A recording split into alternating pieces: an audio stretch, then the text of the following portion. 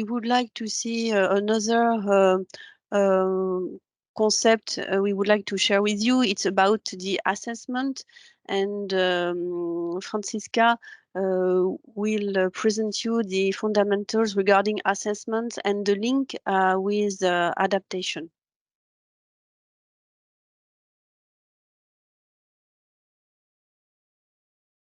Thank you.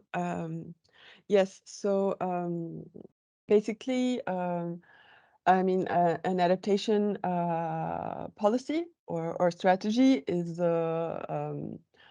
more or less like any kind of public policy. Usually goes through a process from the initial planning, the action plan, and finally ends in an evaluation. So generally speaking, public policy evaluation has three main objectives. First of all, what we call here the cognitive approach, which is basically to generate knowledge on the public actions that have been taken. So in the example of adaptation to climate change, basically the objective of the evaluation, one of the objectives of this evaluation will be to understand what are the real effects that have resulted from the adaptive measures that have been implemented. Then it also has the objective of allowing the organization, but also the citizens, to understand the value of the measures that have been implemented. So this is what we call the normative approach. And so to be able to show if, in fine, the adaptation measures have actually reduced or not the vulnerability of the territory. So to what extent have we become more resilient to future climate risks? And then the third objective is more set in an instrumental approach. So basically, how can we understand the effects of the measures we have implemented in order to improve the measures that we will implement in the future? So how do we make them more effective? How do we make them more efficient? How do we make them more coherent with the other policies that we are implementing in our territory? And so this we will see in the context of climate change adaptation is very important to understand what are the future actions that are necessary and how do we construct them on the basis of what has already been implemented. So we thank you. And in the context of adaptation to climate change, this process of evaluation is often the most difficult, the biggest challenge for the local authority that are implementing an adaptation policy, but is also one of the most important steps because today all types of climate change adaptation strategies are developed under high degrees of uncertainty. Because like we saw it in the initial presentation from Sandra, today we don't know exactly what the future impacts of climate change will be. We don't know exactly the amplitude of certain changes, the way they will affect a given territory. Even if we have a global vision, we don't always know what the local impacts will be. We don't always know how the different actors and stakeholders will react to these changes. And so basically, we have to gradually step up the action that we are taking as the more and more information becomes available. And so at each phase of the adaptation strategy, it is important to see, okay, what are the actual impacts of the measures that have been implemented, and are these actions still relevant given the changes that we are starting to see? For example, if we take the example of sea level rise, if we see that there are the risk of flooding, for example, is increasing much faster than what we originally anticipated, then this will also have an impact on the degree and the amplitude of the actions that we'll have to take. And that, for example, certain infrastructures that were built based on the level of knowledge that we had before might no longer be relevant or will have to be stepped up, or maybe more drastic measures will have to be taken to adjust to the actual changes that we will see. And in linked to what we have seen before, evaluation is also crucial to identify the risks of maladaptation, so basically to catch it before it happens, as it is said here, and basically to make sure that the measures implemented don't have any kind of negative indirect impacts on different sectors, such as mitigation, such as socioeconomic well-being, et cetera, that are directly or indirectly connected to the issue of adaptation. And so we see also in the literature that this evaluation and the understanding of whether or not a given strategy or action has been effective or has been a success is often very difficult to evaluate, given that often the actions will touch on lots of different sectors, lots of different themes, so biodiversity, health, urban planning, etc., etc. And so it is often very difficult to have all of the information to be able to have a complete impact assessment. So next slide, please. Thank you. And yeah, so just we wanted to clear up. So basically you have two different phases. So you have the monitoring of the actions, and then you have the evaluation usually at the end of the phase. So the monitoring really aims at observing how the policy is being implemented. And so you will collect information regularly to analyze what the progress and the results of the action implemented are.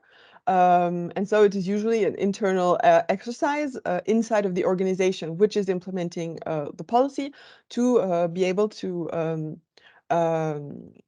to analyze internally the progress that you're making, the means that are being affected, etc., etc.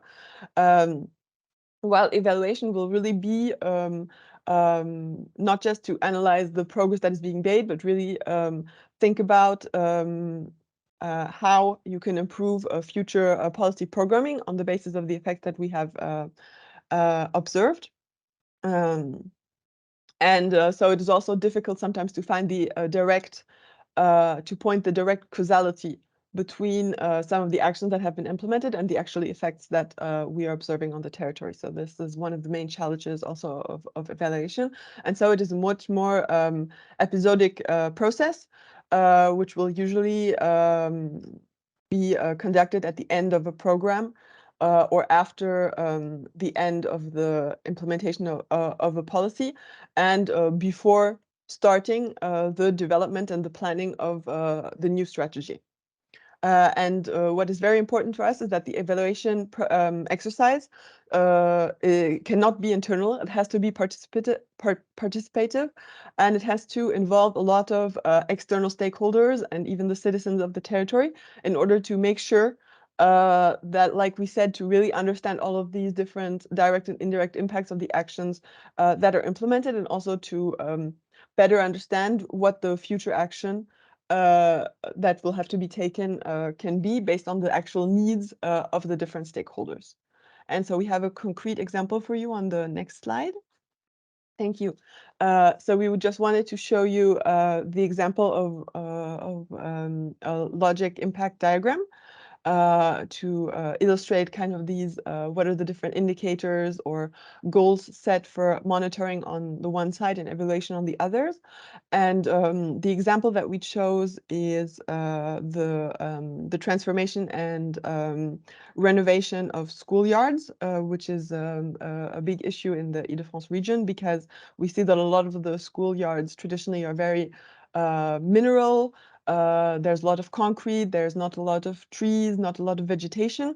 So in summer, when there is a heat wave, but these are typically places where the heat accumulates very strongly, and which then has a lot of negative health impacts, both on the children, on the staff, etc., and the different people in the school. So here the example given is an action plan to transform and have more vegetation in the schoolyards. And so you can see that on the part of monitoring, the indicators that you will see is like concretely what are the actions that we are implementing. So what is the number of schoolyards that we are renovating, and what are the means, also the budget that we are dedicating to this action. And so for every indicator, we also have an associated goal. So what are we aiming at? What is the objective that we are fixing for ourselves?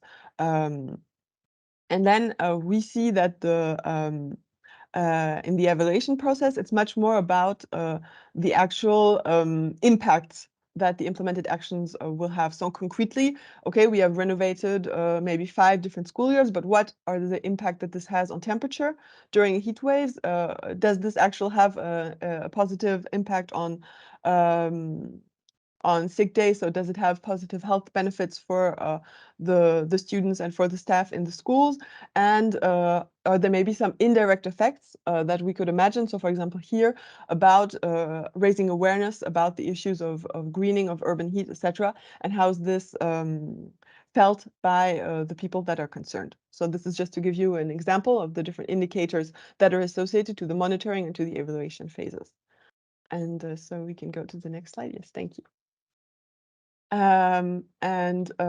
So basically here, just a few more concrete examples for the assessment and monitoring of an adaptation policy. So first of all, what scope you have selected? Are we on the level of one concrete action or one project? Is it about the adaptation strategy in its whole, or are we in a more global, sustainable territorial approach, which will treat both the issues of adaptation and mitigation at the same time? And so how do we specifically monitor the actions which are dedicated to adaptation in this more global approach? And so what we said before, there's a list of basically different evaluation questions which will help us appreciate basically the progress that is made, to understand whether the actions implemented are effective, and in the end, always the most important questions is to be able to assess how the level of vulnerability has evolved. And so there's a real challenge because this will necessitate the fact of having a lot of different indicators to look at. So about the so concretely how the different sectors, tourism, health, housing, urban planning, biodiversity, etc., how they react to the action implemented and whether they have become more or less vulnerable. We can, yeah, thank you. And what another thing which is very important is basically to also assess the adaptive capacity of your organization. So basically, on the one hand, do we have all of the knowledge and information that can be available as to take coherent and effective decisions? Or do we actually have to start by gathering data or doing specific studies on certain sectors, for example, forest or agriculture, to better understand actually the risks and the vulnerabilities that these sectors are facing? But also, do we actually have the financial and the human means that are necessary in order to to carry out the adaptation strategy that we would like to fix? And of course, this will have a very big impact on the efficiency of the adaptation measures that will be taken. And finally, we wanted to insist on the links between mitigation and adaptation. And I think we can go to the next slide. Thank you. Because it's, like we said, very, very important to articulate these two issues. Often we see that they're both treated in a same strategy or same action plan. So you will have some actions related to mitigation, others to adaptation. And often the majority of the action plan will be more dedicated to mitigation rather than adaptation. And so it's really important to make sure that none of the adaptation actions are having a negative effect on mitigation and vice versa. And in order to really track the actual effects of the adaptation measures, there's basically a decision that you have to make when you have this kind of integrated action plan, which is basically, do you evaluate the measures related to adaptation separately from mitigation, or do you evaluate both of them together? And so there's not necessarily a right or wrong answer, but there are certain things to have in mind. So on the one hand, there's a case to make for evaluating adaptation separately, because we see that today there's really a lack of awareness on these issues in many local authorities that is not treated in the same way as the issue of mitigation. And so this can also increase basically the visibility of the adaptation policy, but it also has the risk of not identifying negative impacts that these measures could have on greenhouse gas emissions. And on the other hand, often there will not necessarily be a choice because we only have limited financial or human means dedicated to the evaluation process. And so then often the decision will be to carry out the process together to save costs.